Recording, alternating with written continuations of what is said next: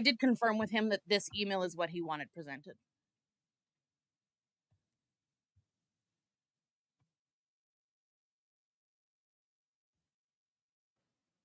Okay, is there any? Not from me, no.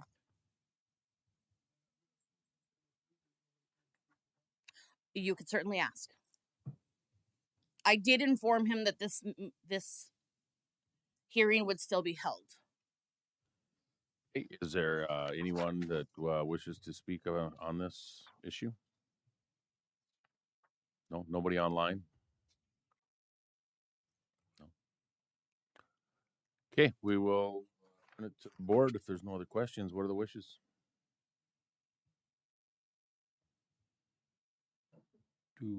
Now they withdrew. Do we even need to make a motion? Or? Well, I'm pretty sure we have to because it's happening. Okay. So. Well, I would make a motion to deny. Okay, there's a motion? Is there a second? Second. Moved and seconded. Any discussion? Roll call, please.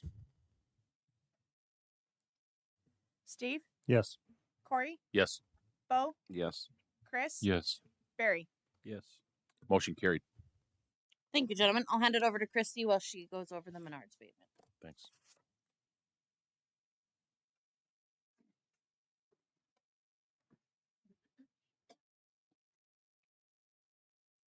Hello, I'm Christy Gutierrez with the Williams County Assessor's Office, and I'm here to present on an abatement filed by Ryan LLC for 2023 on behalf of Menards Inc.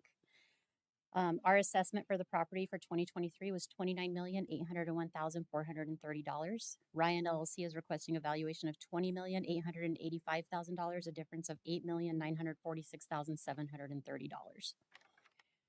The data we received from Ryan LLC was a base Marshall and Swift cost to replace packet. It actually grossly understated the square footage we had on the building. Based on this, Leah and I went out to Menards to verify that our square footage was accurate. On November 14th, we were able to meet with a local manager there, tour the property, double check our measurements. What we found there is that actually not only was their square footage incorrect, ours also was incorrect, but it's not a decrease. We are going to be increasing the square footage on the Menards store starting next year. The packet of evidence that we received fails to account for additions to the building that are not allowed in the base cost, such as the elevator, the truck well, overhead doors, and the coffee shop that's in that parking lot. They do significantly undervalue the improvements that they do include. For example, that lumber storage facility in their back lot, they've put a base or a lump sum of $500,000 on that property. When you look at the storage facility, that's $6.87 a square foot. When you go on to even just Menards cost estimator to look at what the building cost would be to buy just the materials, not including concrete, labor, electrical, and the fire suppression system, you can't even buy the materials for that building for less than $8.96 a square foot. They've given us a base lump sum of $500,000 for the entire amount of asphalt around that building, which comes out to $1.26 a square foot. Our last data from the city engineer is showing that parking lots in this area are actually quoting out at $10.90 a square foot. So they've grossly undervalued that asphalt as well. The report claims that their 7-year-old building is 23% depreciated and used up. What that means is that they're expecting that this building will have a zero value at 30 years old. Most cost manuals, when you talk about this type of building, say that the building has a life expectancy of 65 years. Even with that 65-year, a cost manual is never going to go down to 0%. We're always going to have roughly a 15th, a 30% valuation left for salvage value, things that you can recycle or reuse, such as the steel or bricks, things that would still have a valuation. You're never going to see a zero valuation on a building until it's been fully demolished. They've come out and when they take their incorrect square footage valuation, they're trying to say that we're valuing the Menards at $181 a square foot, trying to show that we're inflating the valuation on the build for that. But what they don't tell you is that they're including the asphalt, they're including the land, they're including everything. They've taken our full valuation divided by their lower square footage number to try and show that square footage. If you actually remove only the land, we don't take anything else out, we actually are looking at closer to $127 a square foot. But if you actually put the correct square footage in there, they're requesting $70 a square foot compared to our actual $114 if you're going apples to apples in that scenario. The city of Williston heard this review on 11/25 and voted unanimously to deny it. Based on that, we would request that you also deny this appeal. Do you have any questions for me? Anybody have any questions? Okay, is there anybody here from the appeal that would wish to speak to this?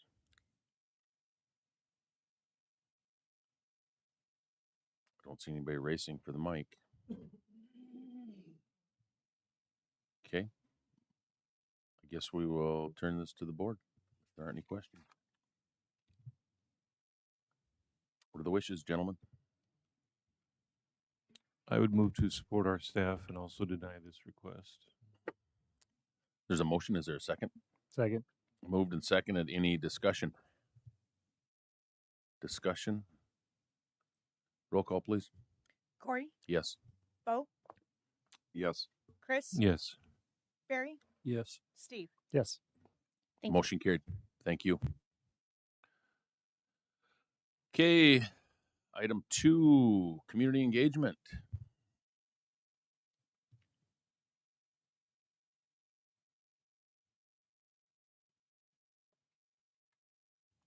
Good morning.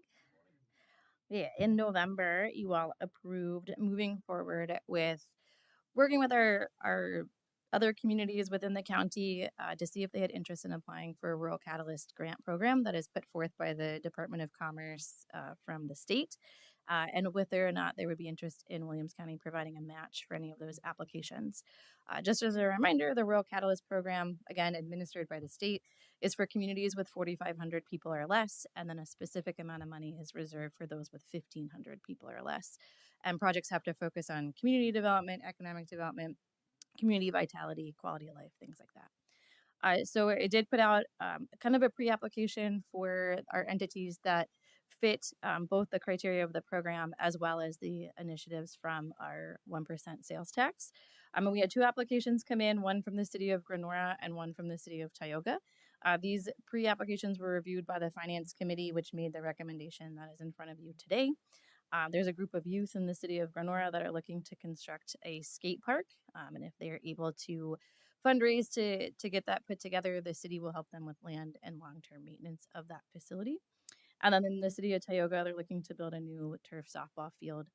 Their softball field was built over when they expanded the community center, and then to enhance their baseball field. Both of them are still in kind of the preliminary stages of coming up with cost estimates that will go into their ultimate application to the state. So we kind of worked off the best information that we had. And the recommendation from the Finance Committee is to offer a match of up to $150,000 for the city of Granora and up to $400,000 for the city of Tioga for their recreation project. And the state does require a 1-to-1 match on these projects of non-state sources. So they would reimburse receipts at 50% if either of these entities were to get a grant award. Questions? Okay. Any questions for Lindsay? Were you surprised it was only 2? No, just because of the population criteria is restrictive, but then also there's a project readiness element of it. You have to spend these dollars within the next biennium. So you really have to be ready to go and to kind of put the shovel in the ground. Both these entities have engineers that are already engaged. And then the construction and the funding has to be spent by June of 27. So based on our short construction season and the readiness required from the main grant program, I wasn't that surprised. With that, what are the wishes? I'd move to approve supporting the 2 projects that are presented. Okay, we have a motion. Is there a second? Second. Moved and seconded. Any discussion? Discussion? Roll call. Bo, Yes. Chris, Yes. Barry, Yes. Steve, Yes. Corey. Yes. Motion carried. Thank you. Thanks, Lindsay. Item 3, Patty, Treasurer Recorder. Morning. Patty Ogerchuk, Treasurer Recorder. I'm doing an office update today. I have 6 full-time staff with 1 part-time remote indexer. I have little to no turnover in my office, and I need to give all the credit to my staff for their dedication to Williams County as well as the quality of work they provide. Every member of my team goes above and beyond to provide excellent customer service. I also want to thank the commissioners for your dedication and recognition to the employees of Williams County. I have been with the county for 34 years, and I personally have always felt valued and appreciated. As to the treasurer's side of my job, the 2025 real estate taxes were mailed on December 10th. The taxpayer has until February 17th, 2026 to receive the 5% discount on the tax amount only this year. This is because the 15th falls on a Sunday and Monday the 16th is President's Day. If you choose not to pay in time for the discount, the first half is due on March 2nd, as the first is on a Sunday. The second half is due October 15th, which is the usual date. The 2026 mobile home taxes should be mailed by the end of the year, or certainly by the 1st of January. The difference in due dates each year is due to North Dakota Century Code 57-20-01.1, which is the extension of due date for property taxes when county treasurer's office is closed, which basically states the payment may be made on the first day following on which the office is open without penalty or loss of discount. A search of your taxes can be done through our website, williamsnd.com, and you can find and print copies of your tax statements as well as pay your taxes with a debit or credit card, or you can pay by electronic check. Taxes can also be paid in person, over the phone, or by mail with check, and you can come in and pay with cash. Going by last year's numbers, my office collected about 82% of the taxes by the March 1st deadline. I expect much of the same for this year. The primary residence credit was bumped from $500 to $1,600 for the tax year 2025, which is also tax year 2026 for mobile homes as stated in HB 1176. It has definitely been a learning process for all of us, and this is just a reminder to everyone to make sure that you apply for it again this year. The staff in my office are wonderful at assisting and asking if we can help the taxpayer apply. The application process opens January 1st, with the deadline being April 1st. If after that date you sell and buy another primary residence, you have until November 1st to apply for a transfer of the PRC to your new primary residence with the state.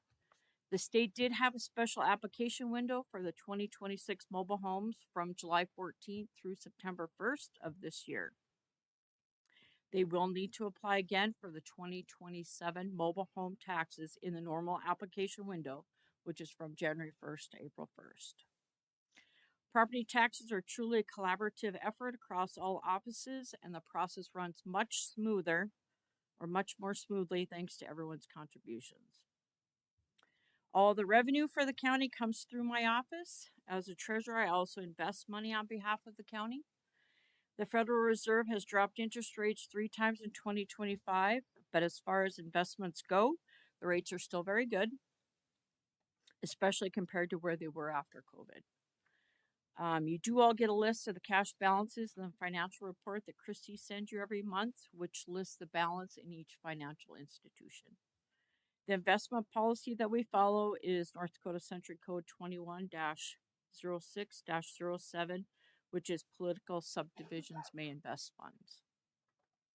The treasurer is also trustee for any unclaimed mineral trusts. Currently only have one. Any royalties that are received are divided 50-50 between the trust itself and the general fund.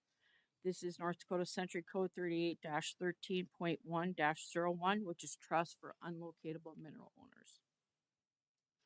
We also have duties for the superintendent of schools. We send reports to the state for average daily attendance and average daily membership, which helps to determine the portion of GPT and COLE severance that schools receive.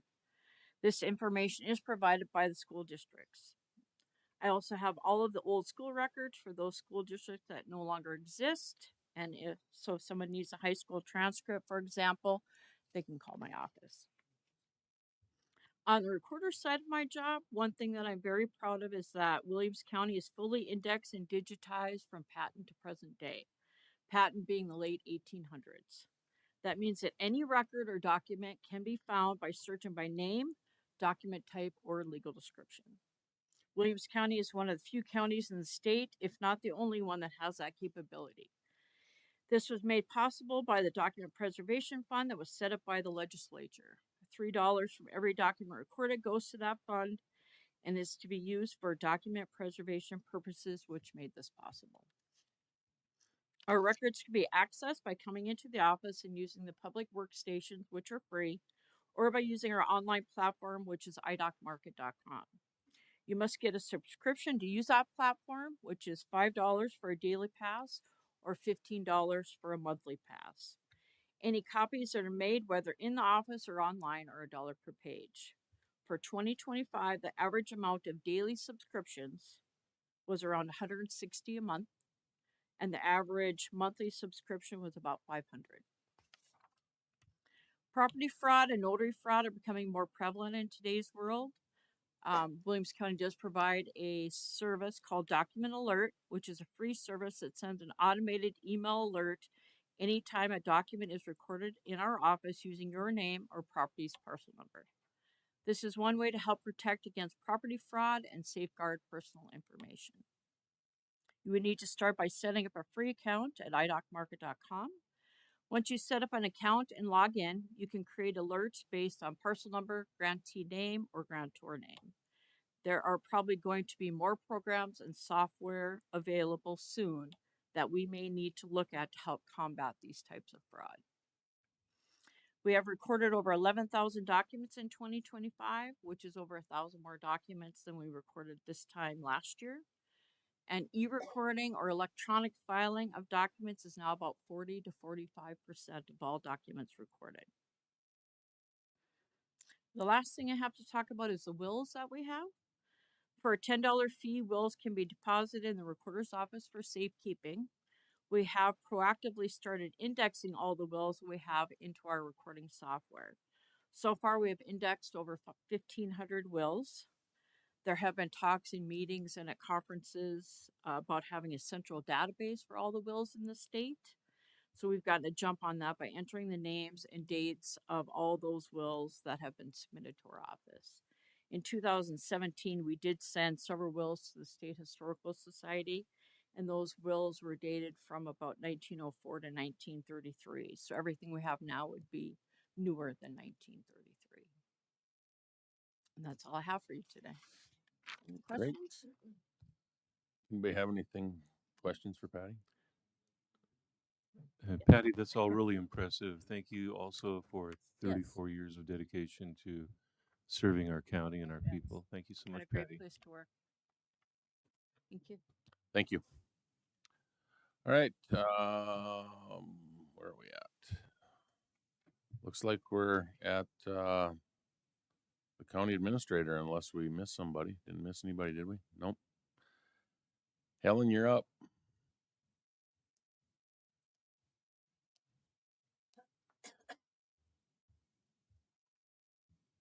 We are grateful for Patty's service all these years, not just as the treasurer recorder, but in the office for many years.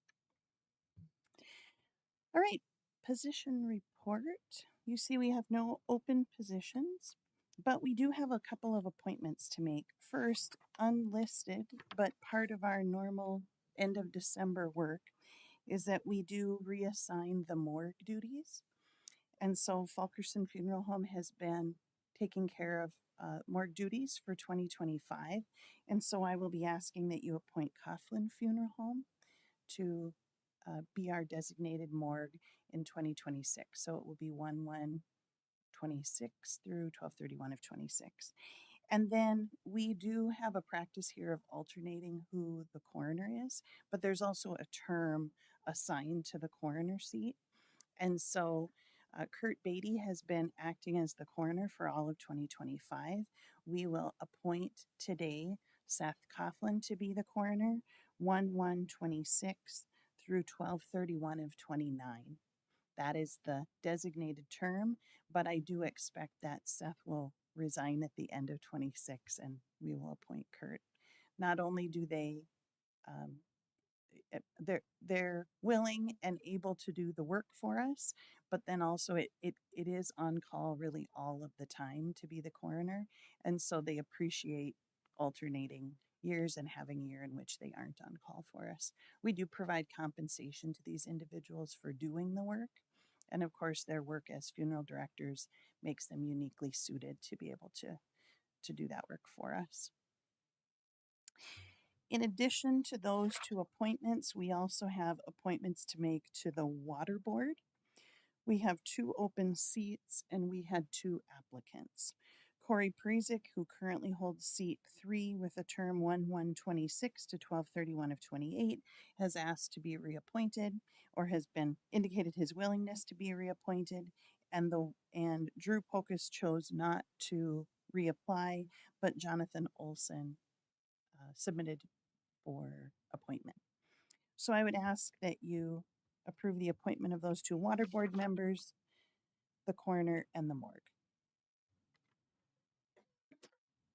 Can they all be done in one motion? Yes. Okay. I'd move to approve those appointments as presented. Okay, is there a second? Second. Moved and seconded. Any discussion? Roll call, please. Chris, Yes. Barry, Yes. Steve, Yes. Corey, Yes. Bo. Yes. Motion carried. As we talk about open positions, I'm pleased to report that the HR department has been working hard to interview, offer jobs, do the background checking, and get people onboarded. There's been a whole bunch of people onboarded, one of which is here today, and I'd like to allow him a little bit of time to speak to you, and that's Hunter Dearman, who's our new Vector Director. As you know, it's a challenging position to fill, and part of that's because we have a challenging mosquito problem.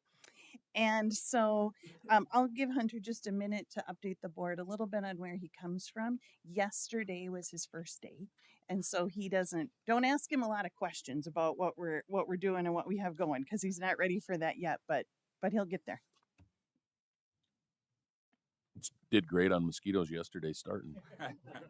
Had a good start. Good morning, commissioners. I'm Hunter Dearman. I'm a public health entomologist from the state of Mississippi. I got my master's degree at the University of Southern Miss in biological sciences, with my research was in mosquito ecology. I worked as a deputy public health entomologist for the state of Mississippi Health Department for a few years, where I worked with mosquitoes and ticks. And then I went into the private sector, working for a private mosquito control company, where I did residential and commercial applications down in Mississippi. And then most recently, I was recruited by the city of Laramie, Wyoming, to oversee their integrated pest management operations, where I oversaw both mosquito and weed control for the city of Laramie. And that's where I've been for the past 4 years until I was recently recruited by Williams County. So I have quite a bit of experience in mosquito control in both the private and public sectors, and I'm happy to be here. So if you have any questions for me? Welcome aboard. Thanks. Glad to be here. Welcome to Williston, to North Dakota. You will love the people and you'll have plenty of job security. I appreciate it. All right, thank y'all. Thank you.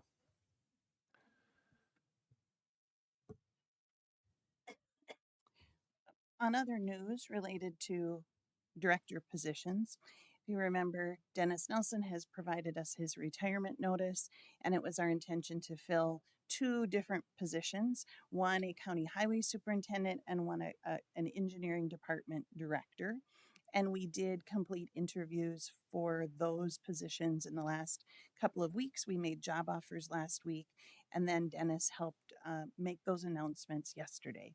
And so both our internal and current employees who have been promoted. We did have some outside applicants that were involved in the interview process, but in the end, Tanner Sean was the candidate selected to be the county highway superintendent, and Brandon Farrell will be the new director of the engineering department.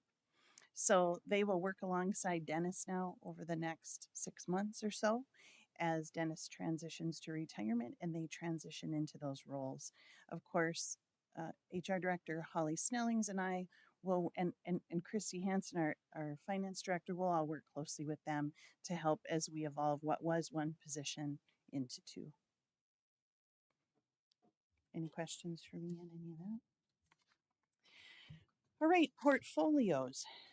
So this is the time of year where we talk about the portfolios that each county commissioner carries.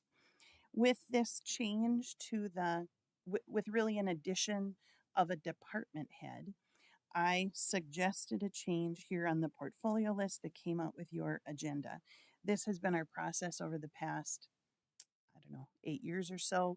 I do some work in the background to get these. We're trying to balance the number of departments that you each have and make sure that we have some things that correlate. If you're the chairman, then you also, by maybe the rule on a certain board or committee, have to be on that board and committee. So I do a little homework to make sure we have it sorted, but you guys are in full control of how this works. And so not obligated in any way to do what I suggested here. What I did in order to balance things out, and again, we're sometimes trying to use people's skills and knowledge to best support the department heads that they're assigned as the portfolio to, is that I assigned that new engineering department here to Commissioner Hansen. And then I moved the finance department to Commissioner Anderson because he's the other commissioner on the finance committee. So that was the only change that I suggested, but I would now leave you all to discuss and then approve these if you like them as they are or however you decide to change them. Okay, has anybody got any questions or burning desire to change to a different one? I'm assuming you told Christy it was nothing personal. I still appreciate it. Yep, no, I said Corey wanted to get away from you. Okay, that's good. She'll understand that it was just me. Just kidding. If there's no discussion, we've entertained a motion. I would move to approve the portfolio appointments as presented. Okay, is there a second? Second. Moved and seconded. Any discussion? Roll call, please. Barry, Yes. Steve, Yes. Corey, Yes. Bo, Yes. Chris. Yes. Motion carried. All right, and then we have a number of agreements, contracts to be signed. I would just highlight a little bit for your knowledge what they are. Inmate agreements, housing of inmates, we do that. The county jail houses inmates that are arrested in areas out within the county, but outside, not by sheriff's deputies. And so there are these agreements in place. The sheriff or the the assistant jail administrator negotiate those. There was a $15 per day increase included in these contracts this year. It reflects the increases that we have in staffing costs and food costs and all those kinds of things. And so those are there for your approval. We do have radio equipment that is used at both dispatch and the backup dispatch center. And so you'll see Motorola agreements there for the radio equipment.